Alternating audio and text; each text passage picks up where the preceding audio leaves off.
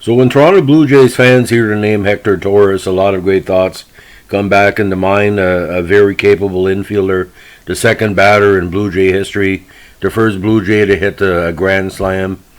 But it's more of his overall dedication to baseball we're going to talk about today. Now, Hector Ipitiquio Torres Manaquin, born September 1645, is a former Major League shortstop from numerous teams. Nicknamed Malita,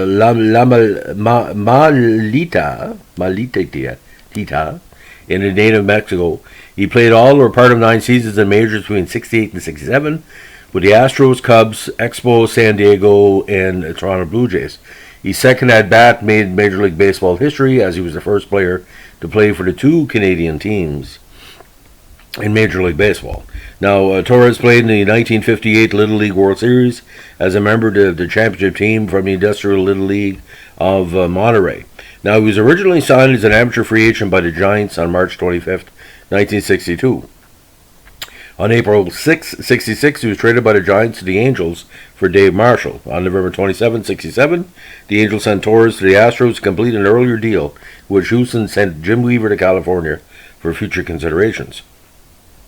He made his Major League Baseball debut on April 10, 68 as the Astros opening day shortstop, going 0-3 against the Pirates. On April 11th, he recorded his first career hit, an RBI single off the Phillies pitcher Larry Jackson. Torres hit his first career home run on August 13th against Jeff James of the Phillies, and he appeared in 128 games that year with 1 home run, 24 RBIs, and a .223 average. Now, he struggled and saw very little playing time with Houston in 69, hitting 159 with 1 homer and 8 RBIs in 34 games. In 70, he played 31 games with Houston, hitting .246 with no homers and 5 RBIs. He was already traded by the end of the season to the Chicago Cubs for the talented Roger Metzger. Now, Torres played only 31 games with the Cubs in 71 season, as he had a .224 batting average with 0 homers and 2 RBIs. The Cubs then traded Torres and Hal Breeden to the Montreal Expos for Dan McGinn.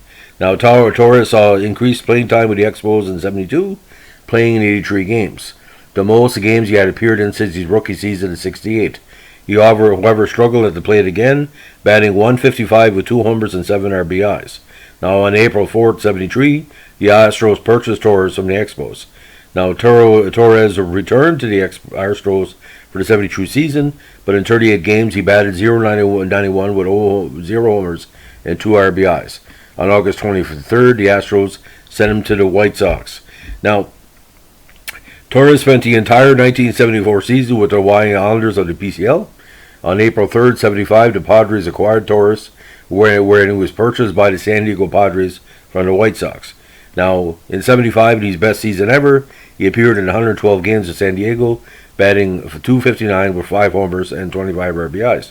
Now, he struggled offensively in 76, as in 74 games, his batting average dropped to .195 with 4 homers and 15 RBIs with San Diego.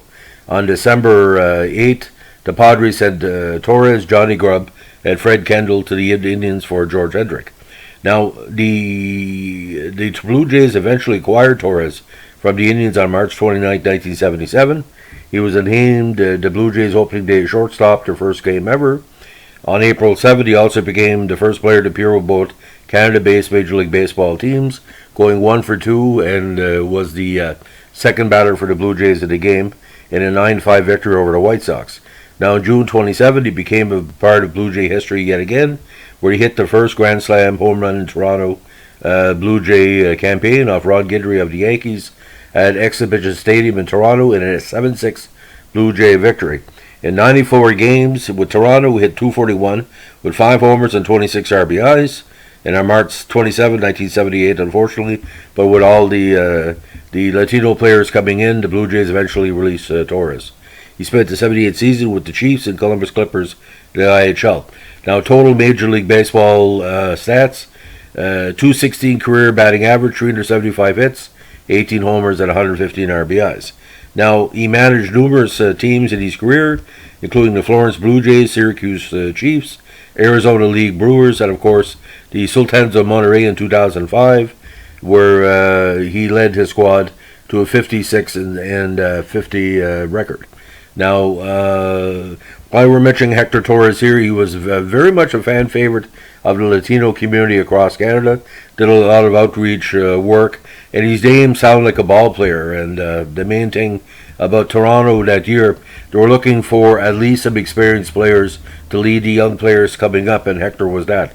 Very cerebral guy. You don't go on to manage all those teams, but for Blue Jay fans, we still remember Torres because, even back then the Blue Jay fans hated the Yankees, and to get a grand slam against Guidry to beat the Yankees at home, you can never take that away, and that's one of the biggest wins in Blue Jay history. So, ladies and gentlemen, thanks for listening. Have a great day. Bye.